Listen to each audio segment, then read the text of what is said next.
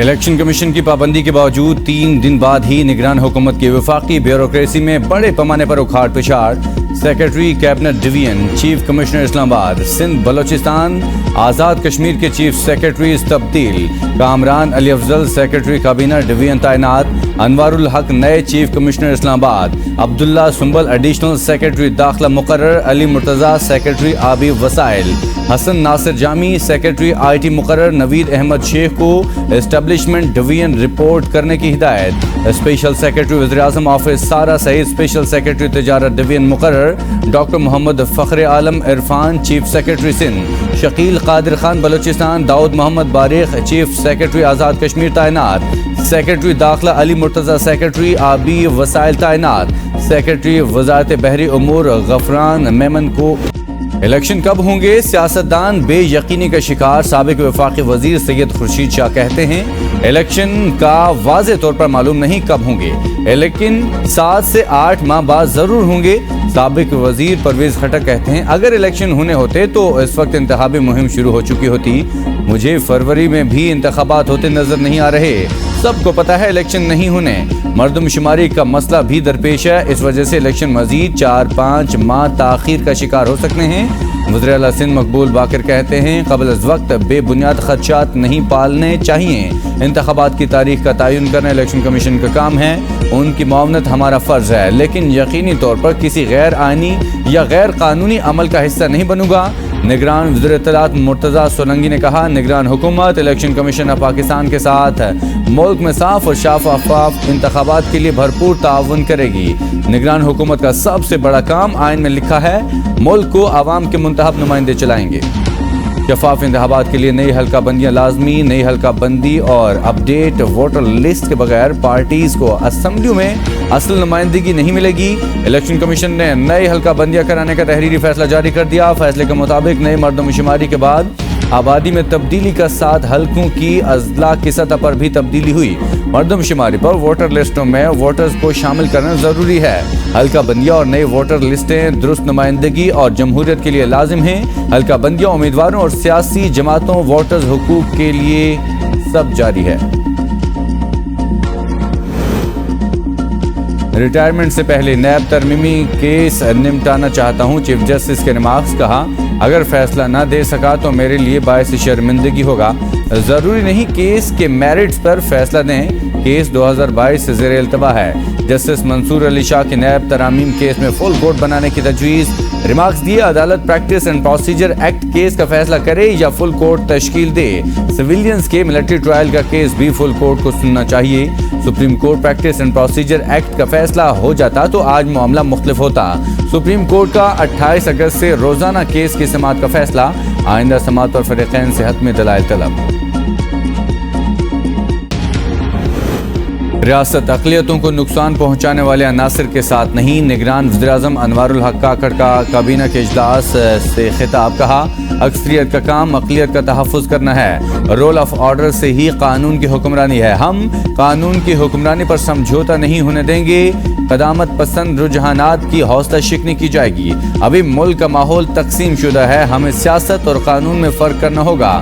اگر انارکی ہوگی تو کوئی گورنر، سیکولر اور مذہبی نظام نہیں چل سکے گا۔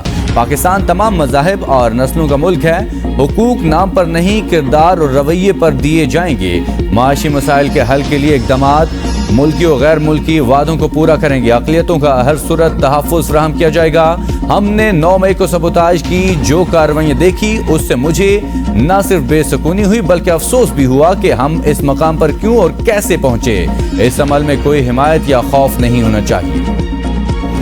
جڑنوالا میں مشتعل مظاہرین نے 19 چرچز اور 86 گھروں کو جلایا۔ نقصان کی ابتدائی رپورٹ تیار۔ سب سے زیادہ عیسیٰ نگری اور محلہ چمڑا منڈی میں نقصان ہوا۔ جلاؤ گھراؤ کے دوران کئی گھروں کو نقصان پہنچا۔ 1500 افراد کے خلاف 5 FIR درج۔ FIR میں دہشت گردی سمیت 18 دفعہ شامل، 150 سے زائد افراد گرفتار۔ اتوار کو جڑنوالا کے تباہ چرچ بحال کرنے کی کوشش کریں گے۔ محسن نقوی کی مسیحی برادری کے وفد سے گفتگو۔ کہا اتوار کو مرکزی چرچ کی تقریب میں شرکت کروں گا۔ تباہ ہونے والے گھروں کی بحالی کے لیے بھی رقم فراہم کریں گے۔ جانا والا واقعے میں گرفتاریاں بھی جاری ہیں اور آئی جی دن میں 2-3 دفعہ بریفنگ دے رہے ہیں۔ ہم آپ کو یقین دلائیں گے اس بڑے سانحے میں جو بھی ملوث ہیں ان کو گرفتار کریں۔ مریم نواز شریف کے ضمانت منسوخی کی درخواست سماعت کے لیے مقرر۔ چیف جسٹس امرتا بندیال کی سربراہی میں 2 رکنی بینچ 22 اگست کو سماعت کرے گا۔ بینچ میں جسٹس اطہر من اللہ بھی شامل ہیں۔ نیب نے شمیم شوگر ملز کیس میں آمدن سے زائد اثاثوں کے الزام میں مریم نواز کی ضمانت منسوخی کی درخواست دائر کی تھی۔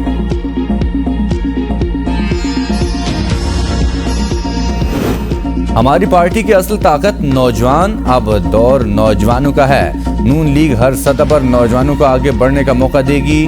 رہنما نون لیگ مریم نواز کہتی ہیں پارٹی کے نوجوان تیاری کر لیں، میاں نواز شریف جلد آپ کے درمیان ہوں گے۔ فتنہ پارٹی نے نوجوانوں کے ذہنوں میں صرف نفرت اور انتشار پیدا کیا۔ انتشار کا عملی مظاہرہ قوم نے 2014 کے دھرنے اور 9 مئی کے واقعات کی صورت میں دیکھا۔ میر علی مردان ڈوم کی نگران وزیراعلیٰ بلوچستان بن گئے، حلف اٹھا لیا۔ حلف برداری کی تقریب گورنر ہاؤس کوئٹہ میں ہوئی۔ گورنر بلوچستان ملک عبدالولی کاکڑ نے حلف لیا۔ میر علی مردان کے نام پر پارلیمانی کمیٹی میں نام پر اتفاق کیا گیا۔ گورنر بلوچستان نے تقرری کی منظوری دی۔ علی مردان کا تعلق بلوچستان کے علاقے لہڑی سے ہے۔ سابق سینیٹر میر حضور بخش ڈومکی کے بیٹے ہیں۔ تحصیل ناظم لہڑی اور ضلع ناظم سبی بھی رہ چکے۔ نگران کابینہ مختصر ہوگی، آئین و قانون پر عمل کریں گے تو ٹھیک ہوگا۔ نگران وزیراعلیٰ سندھ مقبول باقر نے کہا نگران وزراء کے حوالے سے مشاورت جاری ہے، کچھ لوگوں سے ملاقات بھی شروع کر دی ہیں اور بہت جلد پیش رفت دیکھیں گے۔ احتساب سب کا ہونا چاہیے، آئین کے دائرے میں رہتے ہوئے مجاز اداروں کو احتساب کرنا چاہیے۔ رانی پور واقعہ انتہائی تکلیف دہ واقعہ ہے، سزا کے لیے مفصل تفتیش ہونی چاہیے۔ آئی جی سندھ کو محمد حسین کے گرفتار کرنے کی ہدایت۔ فاطمہ کے ورثاء سے تعزیت کا اظہار، کہا اس قسم کے واقعات ناقابل برداشت ہیں۔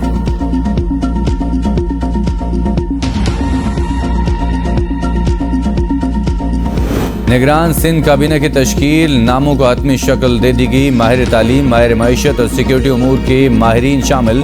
ذرائع کے مطابق ڈاکٹر جنید علی شاہ، احمد شاہ، ڈاکٹر سعید نیاز اور شعیب صدیقی سندھ کابینہ کا حصہ ہوں گے۔ گورنر سندھ آج نگران کابینہ سے حلف لیں گے اور گورنر خیبر پختونخوا نے نگران صوبائی کابینہ کی سمری کی منظوری دے دی۔ صوبائی کابینہ میں 9 وزراء، 2 مشیر اور 1 معاون خصوصی شامل۔ نگران صوبائی وزراء کی حلف برداری آج گورنر ہاؤس میں ہوگی۔ گورنر خیبر پختونخوا حاجی غلام علی نگران صوبائی وزراء سے حلف لیں گے۔